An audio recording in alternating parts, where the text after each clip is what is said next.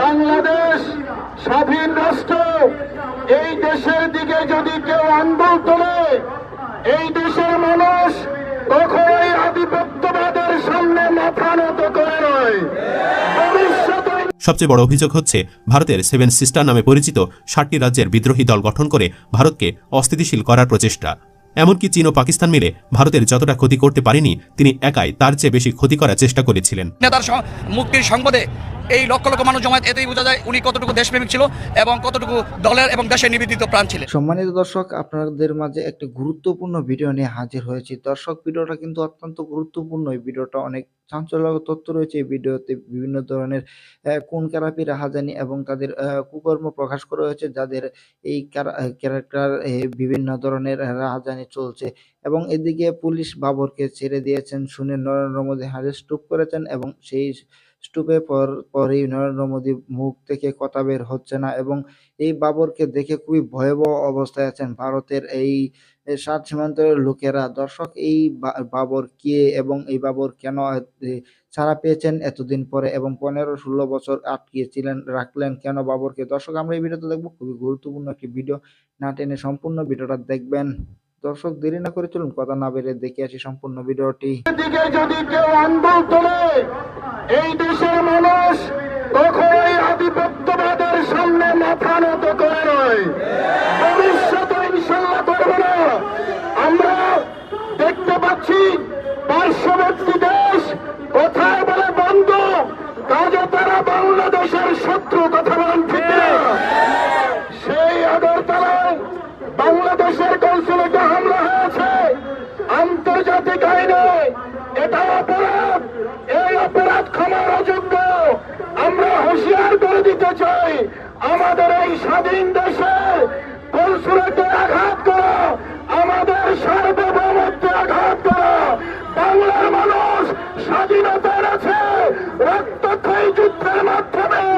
কোন চোখ রাঙানিতে আমরা কখনো আমাদের পরাজয় স্বীকার করব। দীর্ঘদিন পর আবারও আলোচনা এসেছে লুৎফুজ্জামান বাবর।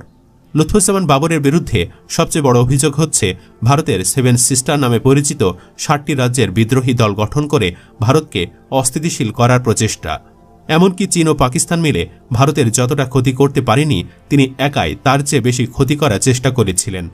অন্তর্বর্তী সরকারের শপথের 2 দিন আগে ভারতের সংবাদ মাধ্যম এনডিটিভিকে দেওয়া সাক্ষাৎকারে নোবেল বিজয়ী ডক্টর মোহাম্মদ ইউনুস বলেন, ছাত্র আন্দোলনের কারণে বাংলাদেশের চলমান অস্থিতিশীল অবস্থা নিয়ন্ত্রণ করা না গেলে সেটার প্রভাব গিয়ে পড়বে মিয়ানমার, ভারতসহ ভারতের 7 সিস্টারে।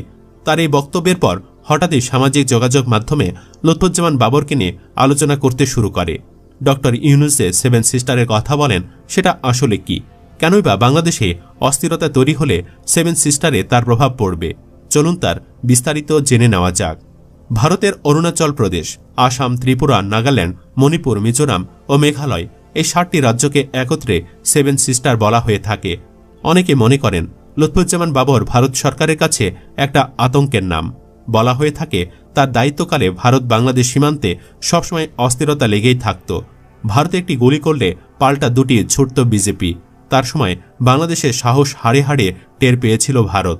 পরিস্থিতি স্বাভাবিক করার জন্য ভারত বাংলাদেশ সরকারকে আহ্বান করলেও আপোষ করতে নারাজ ছিলেন বাবর। লুৎফুজ্জামান বাবর 7 সিস্টার্সকে বিদ্রোহী দল বানিয়ে ভারতকে অস্থিতিশীল করতে চেয়েছিলেন। 2004 সালে তিনি 10 ট্রাক ভর্তি অস্ত্র, গোলাবারুদ, রকেট লঞ্চার ইত্যাদি ভারতে পাঠাতে চেয়েছিলেন। তখন তারা নিজেদের দেশে গৃহযুদ্ধে অবতীর্ণ ছিল। অরুণাচল প্রদেশ, আসাম, ত্রিপুরা, নাগাল্যান্ড, মণিপুর, মিজোরাম ও মেঘালয়কে মূল ভারত থেকে আলাদা করতে চেয়েছিলেন তিনি। আর সেখানে আন্দোলনকারীদের 10 ট্রাক অস্ত্র সরবরাহ করতে চেয়েছিলেন এই বাবর, কিন্তু শেষ পর্যন্ত তা করতে পারেননি। সে সময় যদি এই অস্ত্রগুলো ভারতে প্রবেশ করত, তাহলে ভারতের পরিস্থিতি কেমন হতো তা ভাবতেই গা শিউরে ওঠে। তিনি ছিলেন এমন একজন ব্যক্তিত্ব যিনি ভারতকে হুমকি দিয়েছিলেন। তখন বাংলাদেশের কেউই এই সাহস দেখায়নি, এমনকি এখন পর্যন্ত বাংলাদেশের এমন সাহস কারোরই হয়নি।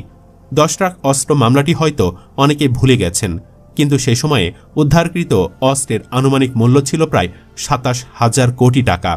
অনেকে মনে করেন যে সময় তিনি স্বরাষ্ট্রমন্ত্রী ছিলেন এবং এই অস্ত্রগুলো যদি সেই সময় ভারতে ঢুকত, তাহলে আজকে ভারতের 7 সিস্টার্স হয়তো অক্ষতই থাকত না।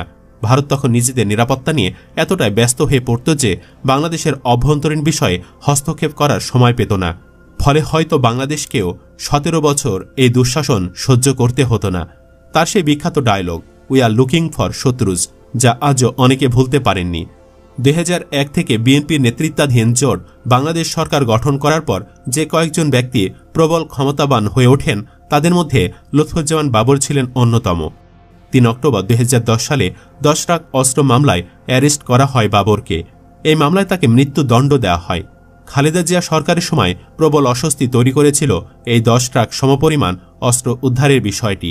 10 ট্রাক অস্ত্র উদ্ধারের আগে থেকেই বিএনপির সরকারের সঙ্গে ভারত সরকারের সম্পর্ক খুব একটা ভালো যাচ্ছিল না। এর মূল কারণ ছিল নিরাপত্তার সমস্যা। ভারত তাদের উত্তর পূর্ব অঞ্চলের 7টি রাজ্যে নিরাপত্তা নিয়ে বেশ চিন্তিত ছিল। ভারতের অভিযোগ ছিল দেশটির উত্তর পূর্বাঞ্চলে বিদ্রোহী গোষ্ঠীগুলোকে উস্কানি দিচ্ছে বিএনপির সরকার। এরকম অবস্থায় 10 ট্রাক অস্ত্র নিয়ে ধরা পড়েন লুৎফুজ্জামান বাবর। একসময়ের জাতীয়তাবাদী দলের প্রভাবশালী স্বরাষ্ট্র প্রতিমন্ত্রী লুৎফুজ্জামান বাবর 17 বছর ধরে কারাগারে। 2008 সালে আওয়ামী লীগ ক্ষমতায় আসলে তাকে একাধিক মামলার আসামি হিসেবে অভিযুক্ত করা হয়। 21শে আগস্টের গ্রেনেড হামলায় জড়িত থাকার দায়ে 2018 সালে তাকে মৃত্যুদণ্ড দেওয়া হয়।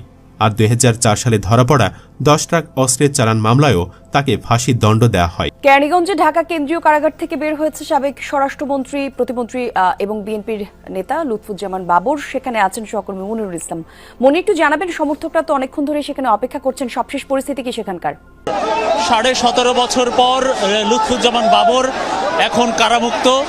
হাজারো মানুষ তারা এই যে কারাগারের প্রধান ফটক গেট ভেঙে ভেতরে ঢুকে পড়েছেন। ফুলেল শুভেচ্ছা জানানো হচ্ছে লুৎফুজ্জামান বাবরকে। আসলে নেত্রকোনার খালিয়াজুড়ি, মদন এবং মোহনগঞ্জ মানুষ যে মানুষের ভালোবাসায় সিক্ত হচ্ছেন। এছাড়া বিএনপির সম্মানিত দর্শক, আপনারা তো সম্পূর্ণ ভিডিওটা দেখলেন। দর্শক, ভিডিওটা কেমন লেগেছে ভিডিও সম্বন্ধে মহামূল্যবান মতামত কমেন্ট বক্সে জানিয়ে দেবেন। এবং এই ভিডিওতে যে বাবর তিনি বক্তব্য দিয়েছেন এবং বাবর তিনি ছাড়া পেয়েছেন, তিনি আবারও এই 7 স্টারে হামলা করে জানাচ্ছেন নেতাকর্মীরা। এবং ভারতের নরেন্দ্র মোদী তিনি খুবই ভয়াবহ অবস্থায় আছেন, তিনি বাবরকে নিয়ে খুব ভয়ে পাচ্ছেন, তা আমরা এই ভিডিওতে দেখতে পেরেছি। এবং ভিডিওটি কিন্তু অবশ্যই অত্যন্ত গুরুত্বপূর্ণ ছিল। সেই ভিডিওটা কেমন লেগেছে ভিডিও সম্বন্ধে মহামূল্যবান মতামত কমেন্ট বক্সে জানিয়ে দেবেন। এবং চ্যানেল নতুন হলে চ্যানেলটাকে সাবস্ক্রাইব করে রাখবেন, যেন পরবর্তী ভিডিও আপনাদের মাঝে নিয়ে আসতে পারি। দর্শক, তো ভালো থাকবেন, সুস্থ থাকবেন, দেখা হবে পরবর্তী ভিডিওতে। এরকম ভালো ভিডিও পেতে চ্যানেলটা সাবস্ক্রাইব করবেন। অবশ্যই আপনাদের বন্ধু বান্ধবদেরকে ভিডিও শেয়ার করে দিবেন।